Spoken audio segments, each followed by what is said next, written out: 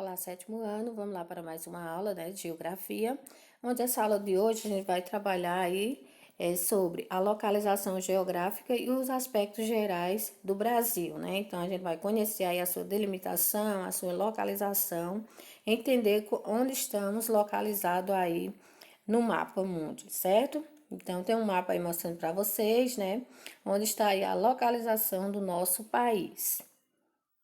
Então, a localização privilegiada no nosso país. Então, a gente vai dar início, né, sobre o estudo do território brasileiro, a partir aí da sua localização geográfica e também dos seus aspectos gerais.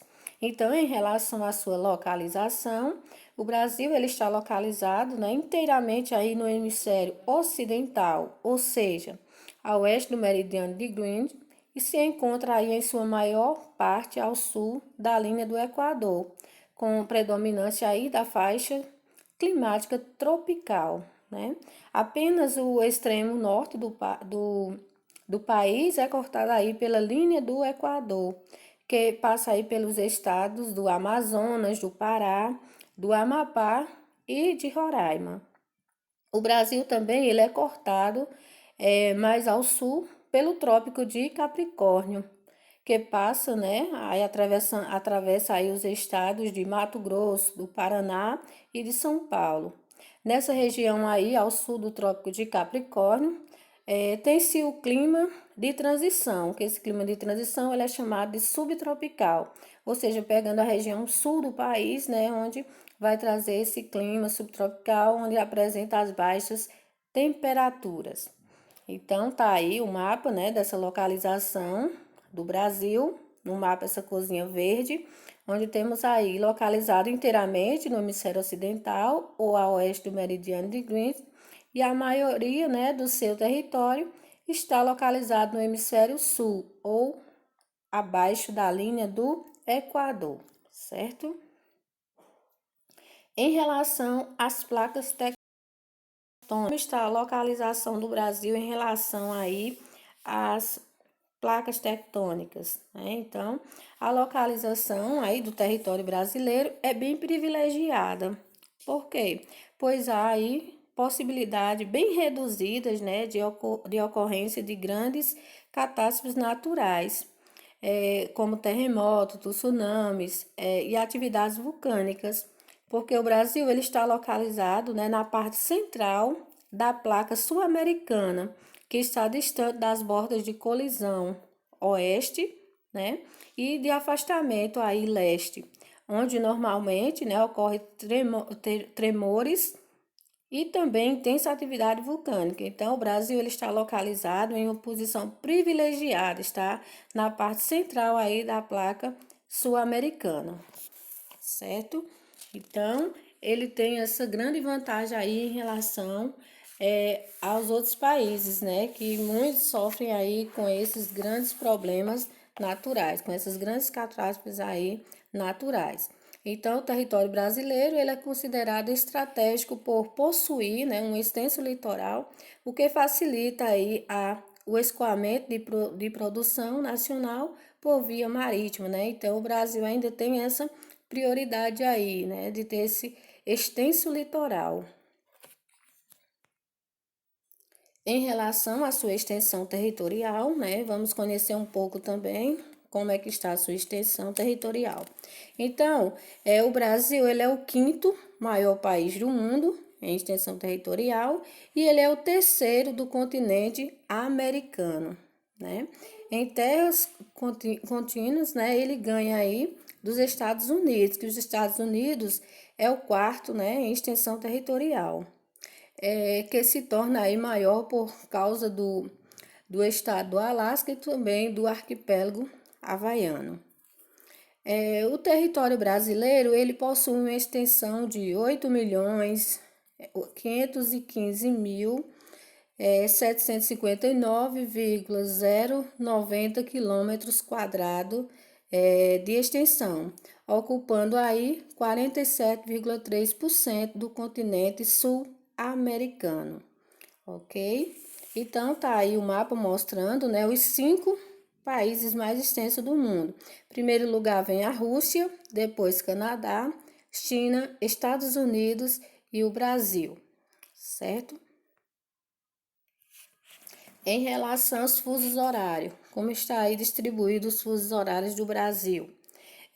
Devido, né, à sua grande extensão territorial, no leste-oeste, o Brasil ele apresenta 4 fusos horários, onde o primeiro abrange as ilhas oceânicas do arquipélago de Fernando de Noronha, o atol das Rocas, as ilhas de São Pedro e São Paulo e as de Trindade e Martins Vaz, né, que encontra-se aí a 2 horas de atraso em relação a Greenwich e 1 hora adiantado em relação ao horário oficial de Brasília.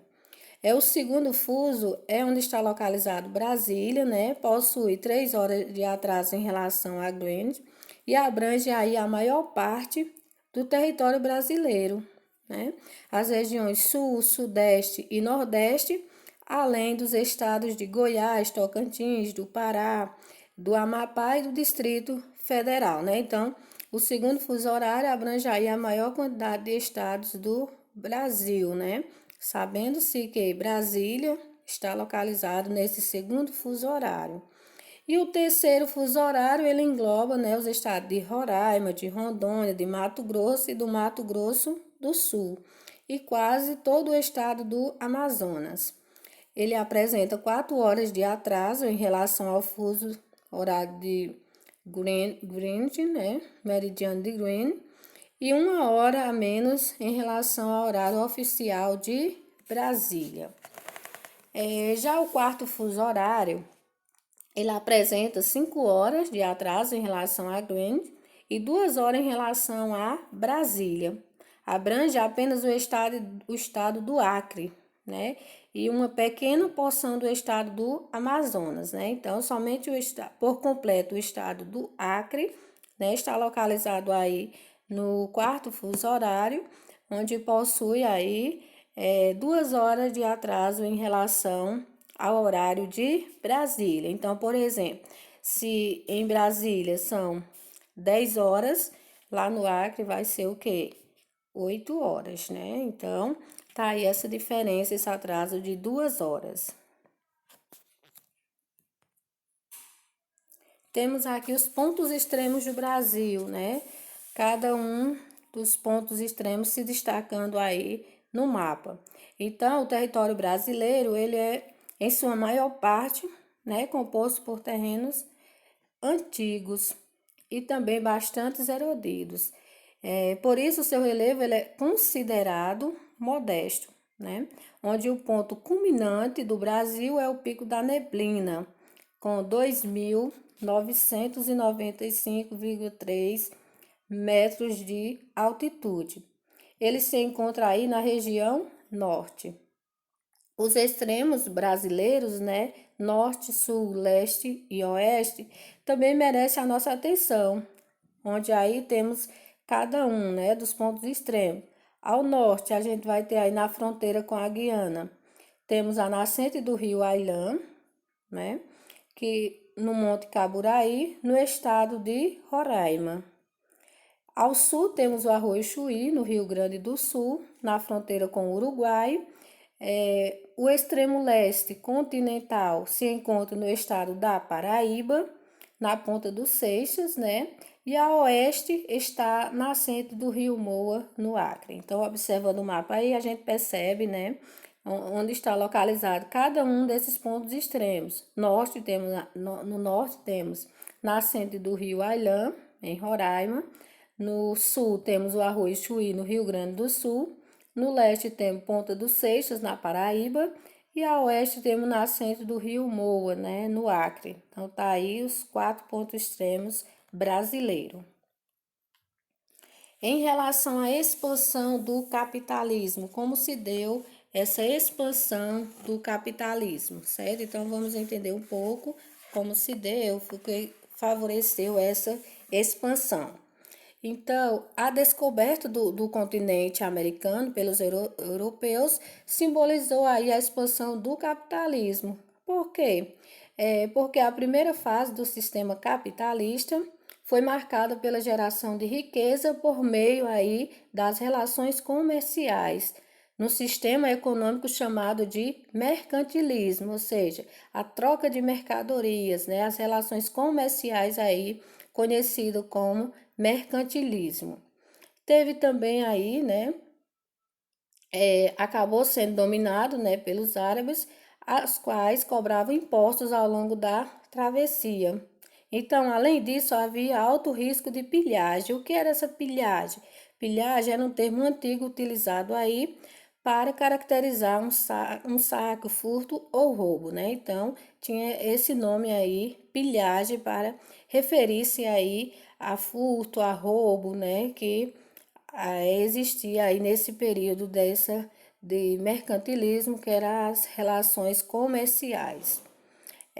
Em relação, né, às grandes navegações, no final aí do século XV, os europeus eles resolveram buscar novas rotas em direção às Índias, sendo uma delas extremamente, né, pelo ainda não explorado, o Oceano Atlântico.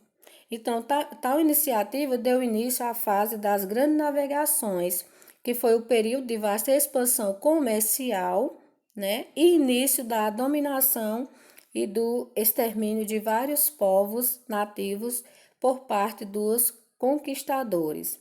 Então, entre os navegadores estava o Cristóvão Colombo, que ao aportar em terras americanas, imaginava ter chegado às Índias e por isso identificou os nativos como índios, né? Então, o Brasil, por sua vez, foi conquistado pelos portugueses, que impuseram, né, seu próprio sistema econômico aos habitantes do novo território.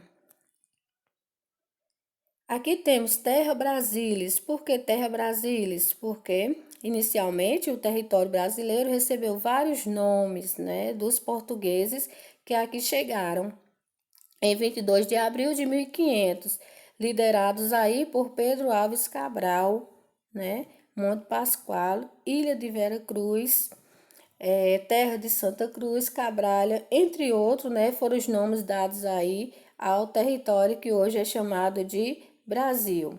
Então, tempos depois, com a exploração do pau-brasil, que era a madeira utilizada para tingimento de tecidos, o território passou a ser chamado pelo nome, né, que hoje é conhecido, o Brasil.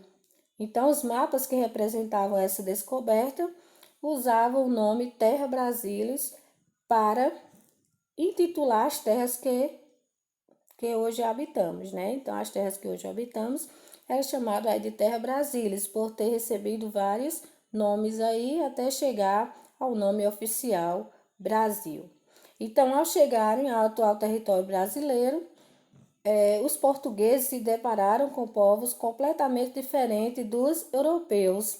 Então, estima-se que existia por aqui, né, de 4 a 5 milhões de indígenas, onde atualmente o número é bem menor. Segundo o Censo Demográfico 2010, 817 mil pessoas se declararam indígenas no Brasil. Então, um número bem reduzido, né, do que era antes.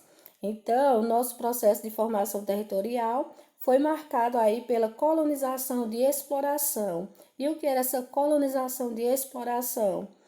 Uma vez conquistada a terra, né, passou aí a atender aos interesses comercial de Portugal, que demandava, né, cada vez mais matérias-primas, especiarias, produtos primários, metais preciosos e etc.